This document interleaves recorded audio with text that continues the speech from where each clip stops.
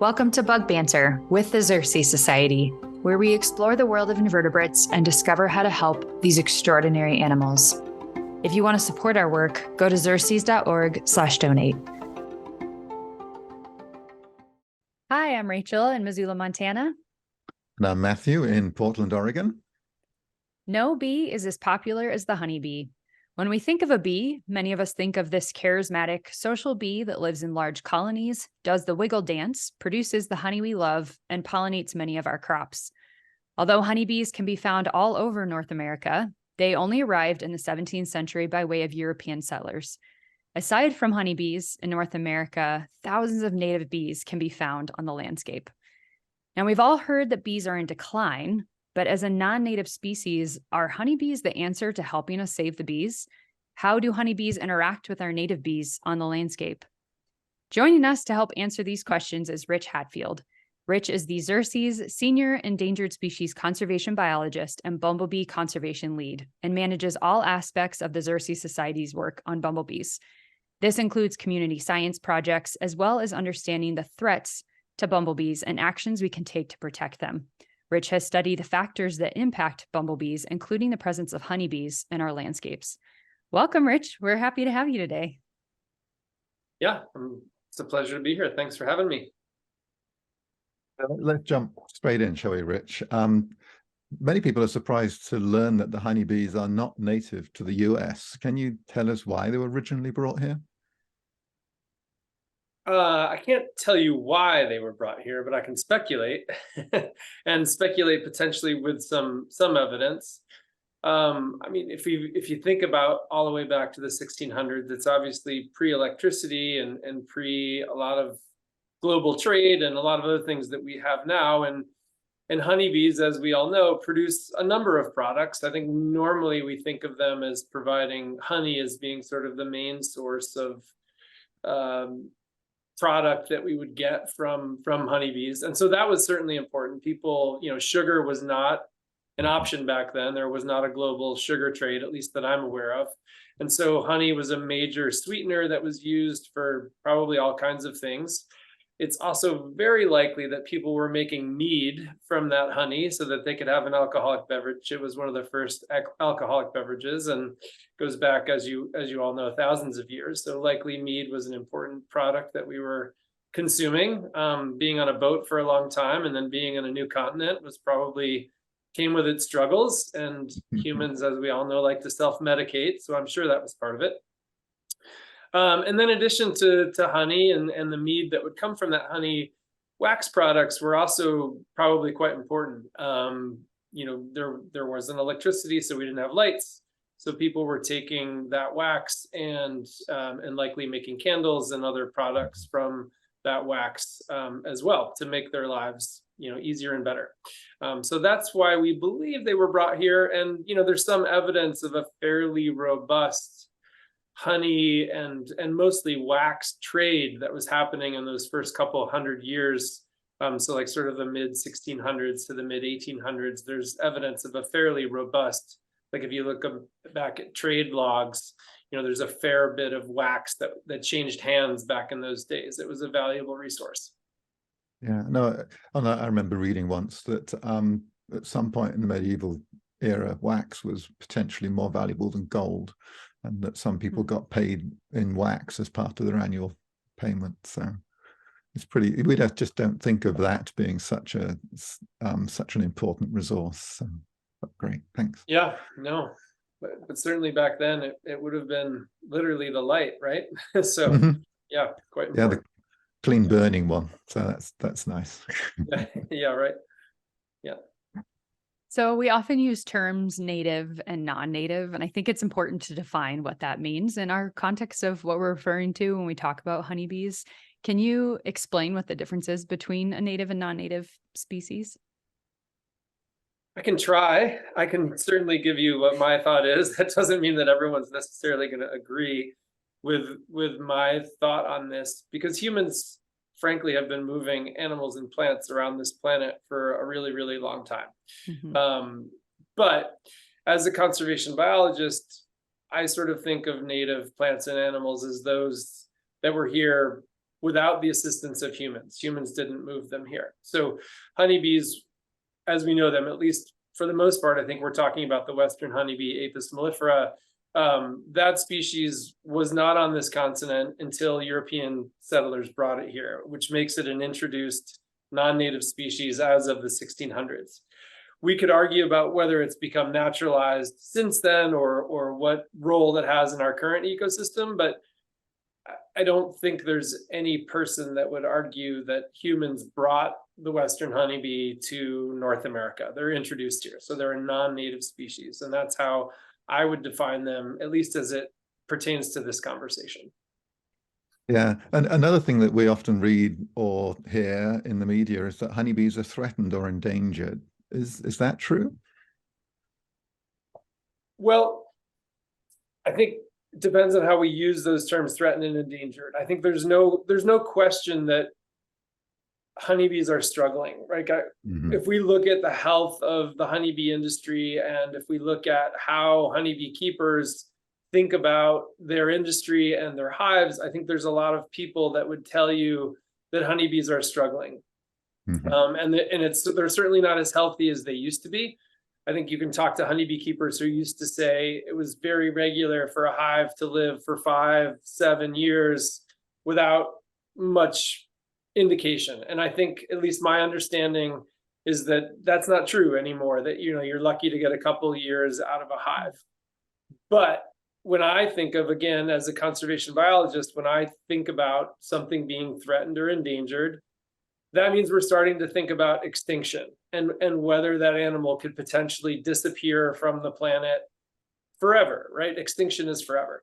And in that regard, honeybees are not threatened and they are not endangered. In fact, there are probably more honeybees on the planet now than there have ever been, because they still are thriving, or at least they're existing throughout all of their historic range, which is Africa and most of Europe into Western Asia.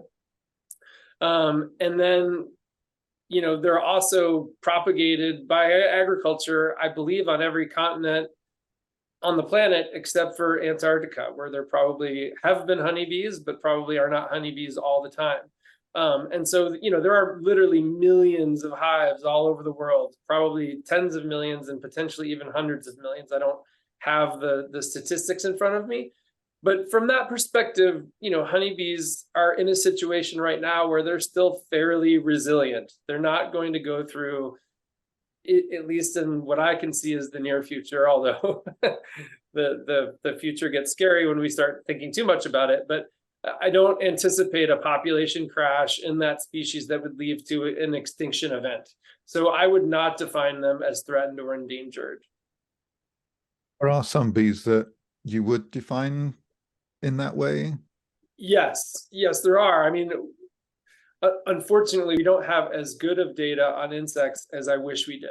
Like when we look at mammals and birds, I think we have fairly good population numbers that we can track through time and look at trends.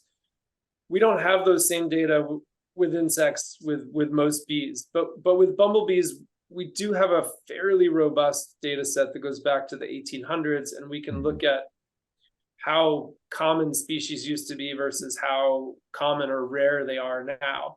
And the indication we have from the data we have suggests that around a quarter of our bumblebees are significantly more rare now than they used to be. And a few of those are, you know, potentially on the brink of extinction. The rusty patched bumblebee, which lives roughly, or once upon a time used to live roughly from North Dakota to Maine down to Georgia, you know, used to be one of the top probably 5 most common bumblebees in Eastern North America. And it's gone through around a 90% population decline. It's disappeared from 90% of its historic range. And where we find it, it's much less common than it used to be. Here in the Western United States, the Western bumblebee, Bombus occidentalis, has gone through a similar decline, maybe not quite as steep, but it's disappeared from a significant portion of its range. And where we find it, it's not as common as it used to be. And then probably the most extreme example, at least that I'm aware of, is a bumblebee called Franklin's bumblebee, which historically lived in a pretty small range from southern Oregon down to Northern California, roughly from Mount Ashland to Mount Shasta, if you're familiar with this part of the world. And that species, Bombus franklini, hasn't been seen since 2006. Both Franklin's bumblebee and the rusty patch bumblebee are federally listed. So they're actually listed as endangered species under the Endangered Species Act. They have federal protection. So there's been significant effort to look for and to try to protect both of those species. That effort has led to a fair bit of additional finds of populations for the rusty patch bumblebee. So we didn't used to see it at all in West Virginia and Virginia, and populations have popped up there with the increased effort looking for that, which is good. It's still rare, it's still in decline, but you know, the Endangered Species Act is working, and that it's finding new populations so that we can help them recover. Those efforts, at least as of yet, have not turned up any Franklin's bumblebees. So that bumblebee has still not been detected. There are some people that would tell you that it may potentially be extinct. I still have hope that, you know, our increased efforts to find it in a really remote and wild area of the country will be successful, and that we'll be able to find that needle in a haystack and help that species recover. But it's exceedingly rare. And yeah, I mean, even if we do find it, a single event could wipe out the remaining populations, right? So that's how we have to think about these things. And that's just bumblebees. I'm sure there are other bee species that have rare restricted ranges or that have gone through some disease event that leads to, yeah, true threat of extinction. We just have the best data, or at least I'm most aware of the data on bumblebees, because that's where my taxonomic focus is. Well, Rich, I'm glad we're going to have you back in March to do another podcast specific to bumblebees, because I have like 100 questions that I want to ask you. But since we're focusing on honeybees today, thank you for kind of giving us that paralleled picture of how our native bees are doing versus these introduced honeybees. So despite the fact that they are an introduced species, you've already kind of hinted to the helpfulness and the usefulness of the honeybee. And that's, you know, probably why they were originally brought to the US. So in terms of today, what is their role in the US? Because they do have an important role here in terms of crop pollination. Yeah, there's a lot there, Rachel. It's a good question. There's a lot that we can talk about. You know, when we originally talk about why honeybees were brought here, it was for wax and for honey. We didn't talk about pollination services at all. Mm-hmm. It wasn't really until quite a bit later, probably the late 1800s. I think it was actually may have been the early 1900s. I don't have my facts straight here, but it wasn't really until we sort of invented ways to move honeybees around easily in boxes and have removable sort of hive drawers that we started moving honeybees around fairly regularly, and then started to understand in much more detail how important they are to pollination services. I think that we've known that insects are important for pollination probably since the 1700s or something like that. It's been studied and looked at. But I don't think we necessarily tried to take advantage of honeybees for that until much later, until keeping honeybees and moving them around became much more easy. But since then, since the 1800s or 1900s and the agricultural and population boom that's happened throughout our country, honeybees have been a part of that story for a very long time. And a lot of our agricultural systems are built around honeybee pollination services for the most part. A lot of farmers depend on, you know, renting or buying or having their own honeybees such that their crops can get pollinated. So especially for a crop like almonds, which happens throughout much of California in a fairly early part of the year when most of our native bees aren't even flying yet, there's no real way to get that crop pollinated unless we bring honeybees into the state of California. So we, or the agriculture and the almond industry, literally brings almost every, I shouldn't say almost every, but brings a lot of commercial honeybees from all over the country, as far away as New England, all the way to California, just for the purposes of pollinating those almonds. So for a couple of weeks, in February, they're in California doing that pollination service. And that industry probably wouldn't exist without honeybees. And then they slowly make their way back. They go through the Midwest and probably participate in apple pollination and hit other sources on their way back home where they would overwinter. But I think it's important to just step back, if I may, and just say, like, while our current agricultural system is dependent on honeybees, I don't think it needs to be that way, right? I mean, I think we could create a system that was different if we thought about our farming from a true sustainable perspective. There are ways to grow crops such that there's enough native habitat nearby that we can have our native bees do a vast majority of the pollination services. There's plenty of studies out there that show that for a lot of crops, that if we did a better job of maintaining habitat on the landscape, that we could have native bees doing that pollination for free. And in some cases, even increase the yield coming from those farm fields, even if some of it's taken out of production to increase habitat for bees. So again, there's a lot here that we could talk about, but yes, honeybees are very important for our current agricultural system.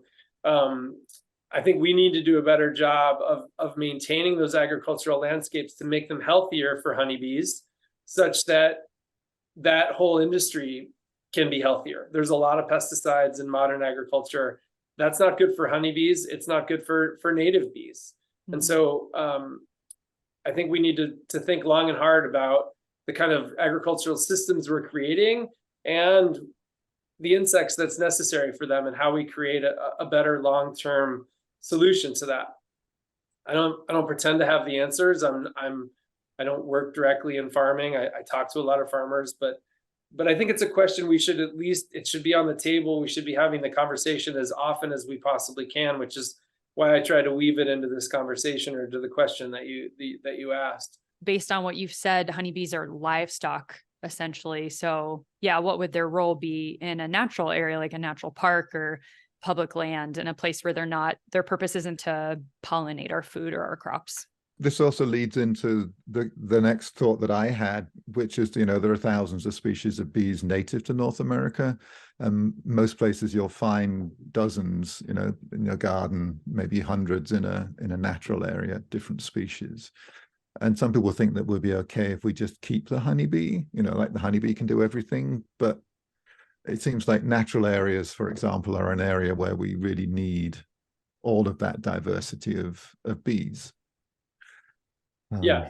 I mean, I think the short answer is that our natural areas here in North America don't need honeybees.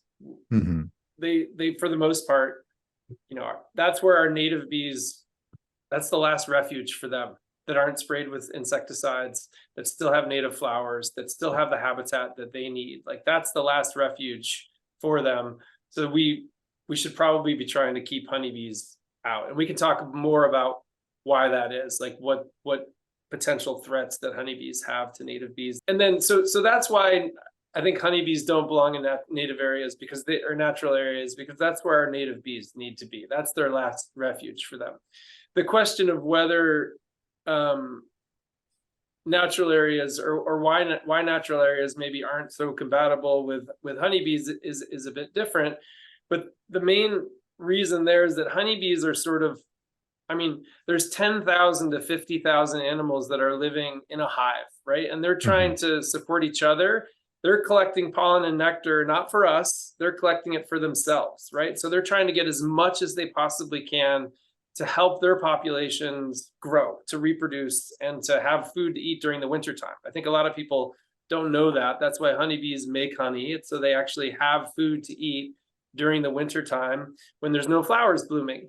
Our native bees all have a different strategy. They all hibernate. They sleep through the winter, so they don't need honey. So that's what honeybees are trying to do, is make as much honey as they possibly can, have as much pollen on board as they can, as a reserve in case things go wrong or it gets cold or they need to eat when there aren't flowers available.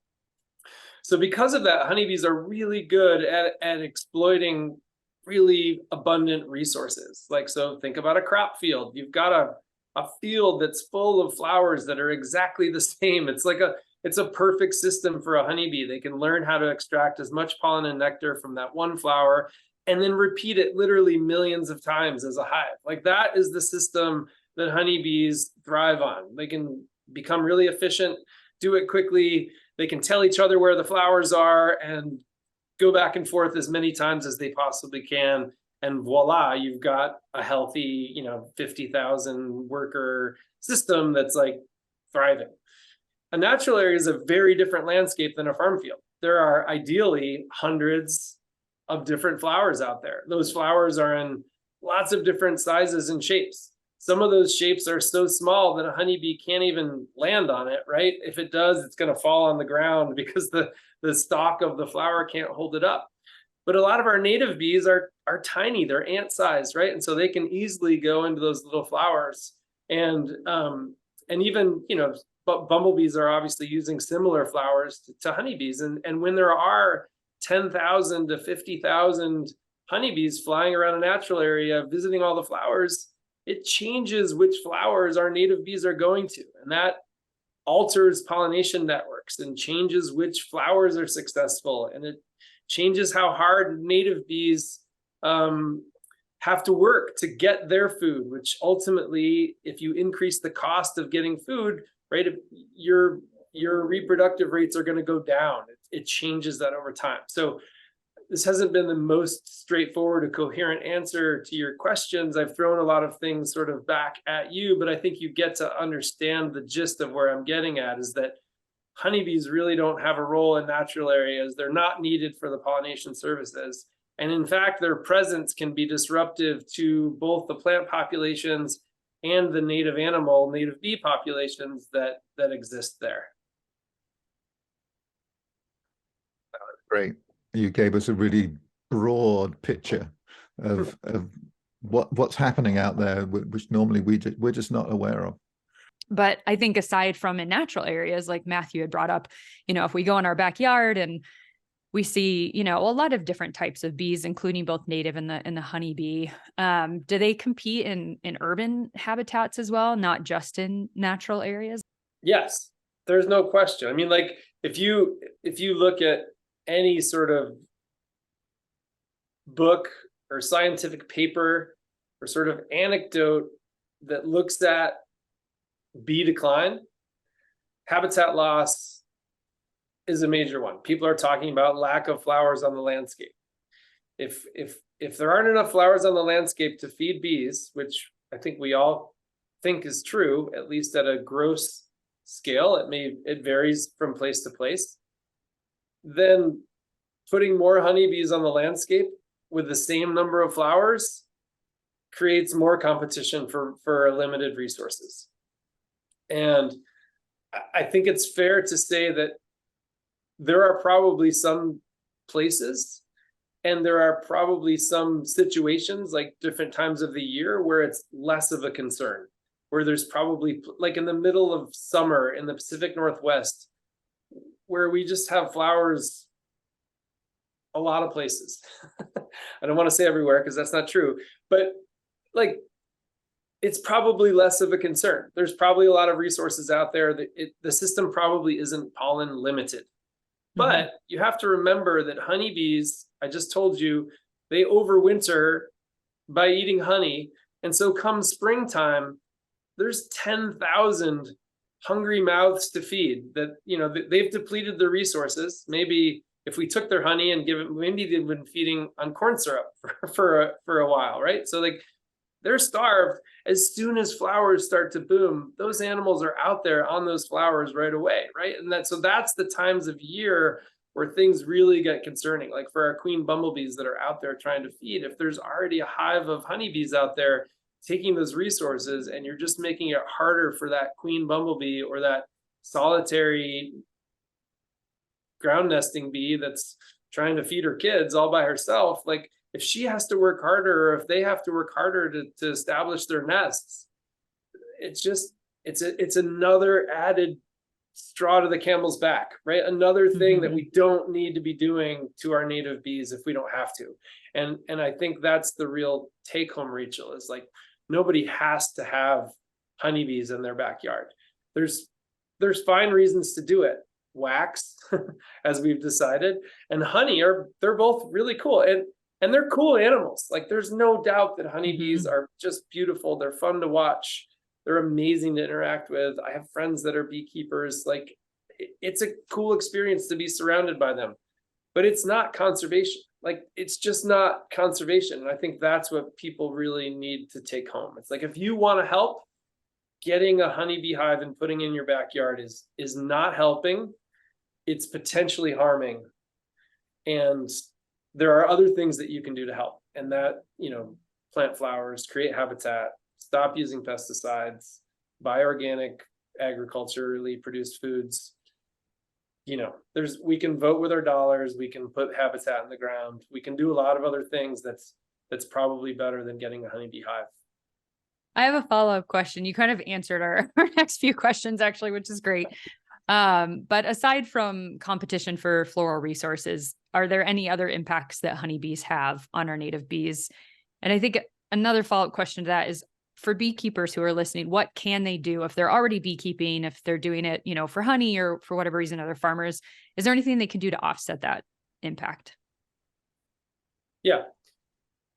To answer your first question about other impacts besides competition, the answer is yes. The major other threat that we know that exists is disease transfer. So there are a bunch of diseases in the bee world, just like there are in the human world. And honeybees have been shown to be able to transmit diseases from themselves to our native bees. So they're introducing diseases to them, but they're also just amplifying them on the landscape, right? If you imagine that there's a flower out there somewhere with a disease on it, and a honeybee visits it, and then it brings that disease back to the hive, and it then gives that disease to 10,000 or 50,000 other bees that are flying over the landscape. And then all of a sudden you have all these vectors that are moving this disease and putting it on flowers. Instead of just one flower, now it's on 50,000 flowers in the landscape. All of a sudden, the potential for a native bee to transmit or to get that disease is higher. And some of these, and so that's what we're seeing happening, is both that honeybees are moving, and also, like, as we take a honeybee on a truck from California back to Vermont, right? We're moving diseases long distances and potentially taking different variants to different parts of the country and introducing potentially novel pathogens, all over the country. And I think that's the major concern is disease transfer and transmission. And it's a fairly unregulated industry. Like, you can move honeybees across state line and they'll often look for macro diseases like mites and other things that you can see. But most of these diseases I'm talking about are like RNA viruses or small bacteria or small fungal, pathogens that aren't detectable by looking at a hive. They're just in there. And so that's another major concern, is that, these honeybees are moving diseases around. And I think I don't want to overstate my knowledge. And so forgive me. But my understanding is also that I believe some commercial beekeepers, because of the disease issue, are becoming increasingly concerned about backyard beekeeping, because a lot of backyard beekeepers don't do quite as good a job at managing these sort of diseases in the honeybee world. And so some of these backyard honeybees are actually more diseased in some ways than the commercial bees. And again, I'm not 100% sure about this, but I've heard and read anecdotal reports about this. So I think even the honeybee world has some concerns about disease transfer in this regard. I'm sure it's on their radar and that they're thinking about it, but it's definitely a concern when we talk about transmission to our native bees as well. Yeah. And then you had another question, Rachel. So many questions. Yeah. I can't remember it. What was it? Beekeepers, what can they do to offset that impact for native bees? Yeah, I mean, I think I was getting at it at the end there. I think people can really educate themselves and find the best way to keep the healthiest hive that they possibly can. I'm not the right source for that. And I don't think Xerces in general is the right source for that. I think there are beekeeping associations, all over the country that can help you do this really well. But I think if you're going to do it, you ought to take it really seriously and do the best possible job that you can to keep your animals healthy and to make sure that you're therefore keeping the pollinator community healthy where you have your hive. And then, I wouldn't move it around, there's no reason to set it up into the forest in the summer or anything. Like, try to keep it in one spot would be another best practice as far as I'm concerned. And then plant flowers. I think it's somewhere between a half acre and a full acre of habitat is how much a honeybee needs, or a honeybee colony needs, to be successful. That's larger than any urban lot that I know of. That's a lot. Yeah. So, people ought to be planting flowers, as many as they can. Like, if you've got honeybees and green grass, you should probably convert that green grass to habitat and plant, or at least have a lot of clover growing within that green grass. And I think those are, really the best things that you can do. I guess I would also just encourage that people talk to their neighbors about these issues, right? I mean, it's what one honeybee in one backyard is different than like 15 people living adjacent to each other that all have honeybee hives in their backyard, right? That all of a sudden increases the competitive impact of those species dramatically. And so trying to spread that out would be good.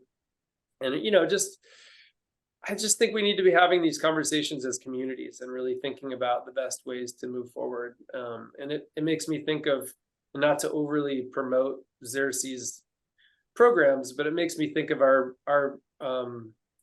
bee cities and our bee campuses, how they're just great networks for policy development around this, about how can we really create a system that's supportive of those people that do want to be backyard beekeepers, which is, I think it's okay, as long as you're doing it for the right reason. Like, how do we create a system that works for them, that also works for our native bees and our native pollinators? That if anybody's against having healthy pollinator communities, they've got issues. So I think we can all be on board to try to work together to find the best ways to do this. And I think we just need to have those open conversations with each other and not be, I don't think beekeepers need to be shamed because they're beekeepers. Like, it's fine to be a beekeeper. People have dogs, right? Dogs have negative environmental impacts. Cats kill millions of birds a year, right? So, like, we can all coexist. There's good reasons to have dogs and cats and honeybees. And I think we just need to have open conversations about it and find best practices together.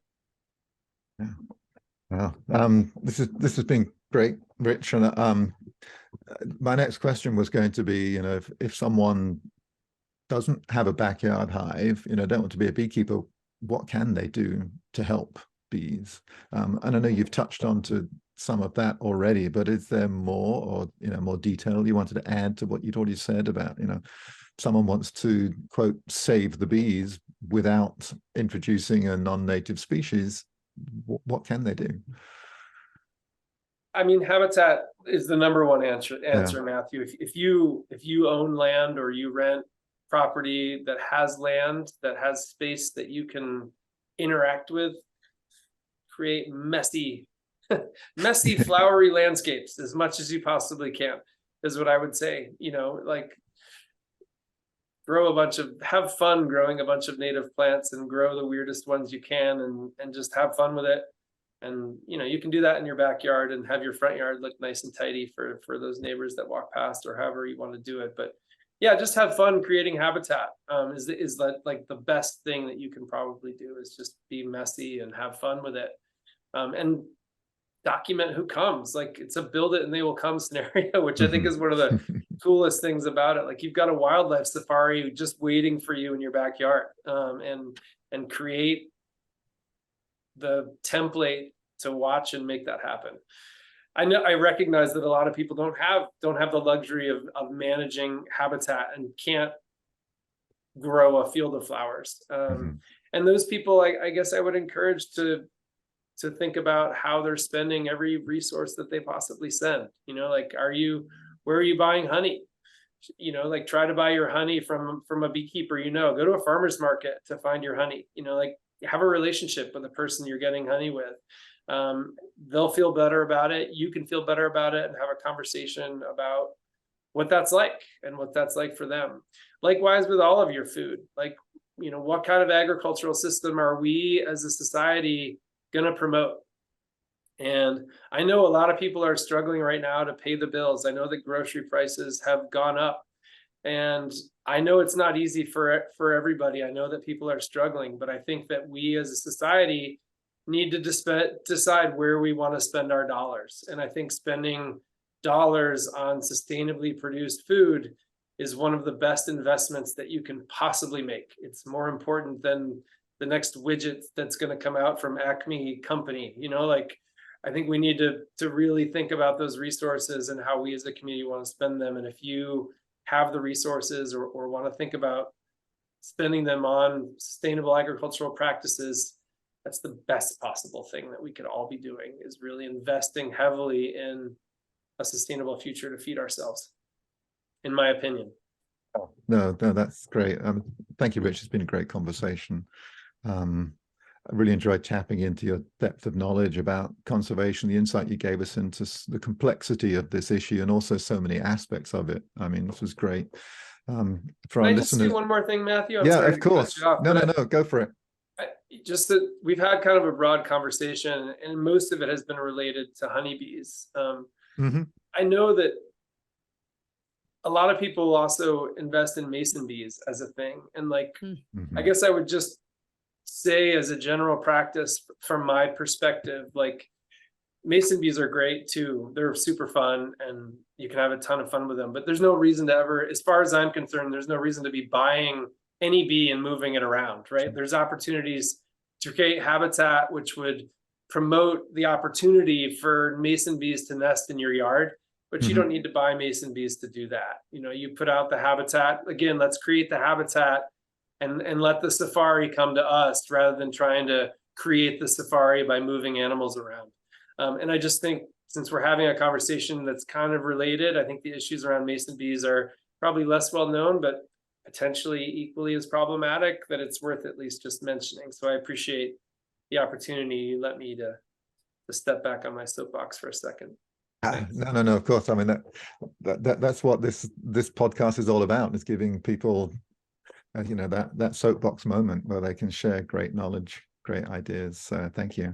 And I know for many of our listeners who might want to learn more, we can always recommend people go to the xerces.org website, where there's advice, gardening advice, plant lists, more reading about honeybees, etc., etc. I mean, I know, Rich, you mentioned Bee City, Bee Campus, and you were concerned that maybe it's self-promotion, but we're all for shameless self-promotion here. It's all right.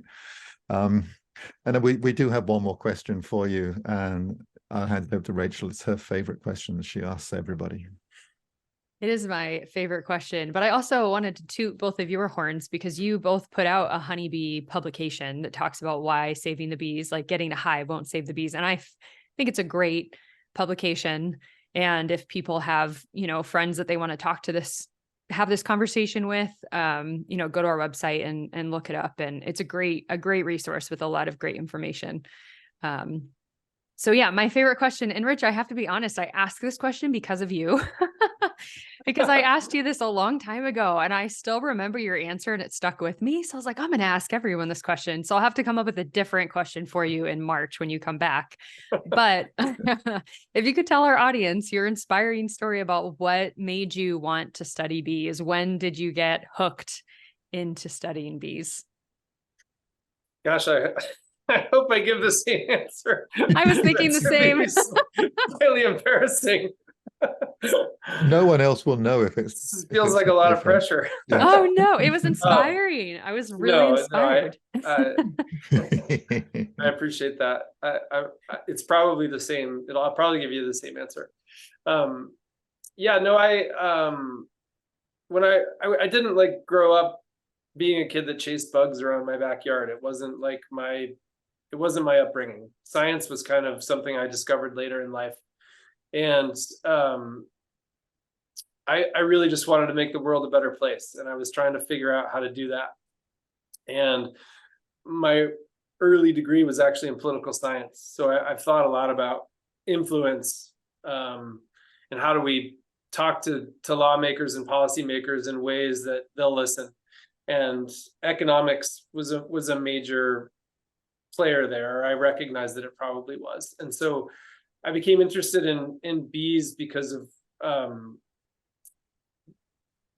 generally speaking, because of pollination services, and that we could put an economic value on their presence in the world. And that was kind of my interest originally. But I was super young and bright-eyed and bushy-tailed, and I walked into the Center for Conservation Biology at Stanford University and just said, I want to volunteer. I want someone to take me on, and I want to help in whatever way I can. And Dr. Claire Kremen took me and said, sure, you can help me. And I spent, like a winter typing some old reference material into an Excel spreadsheet so she could do some analyses. And then she hired me on to be on her field crew, which was at UC Davis in the Capay Valley, looking at watermelon pollination. It was one of the early studies that sort of looked at the pollination services of native bees and tried to address that question. Like, if we have enough habitat, can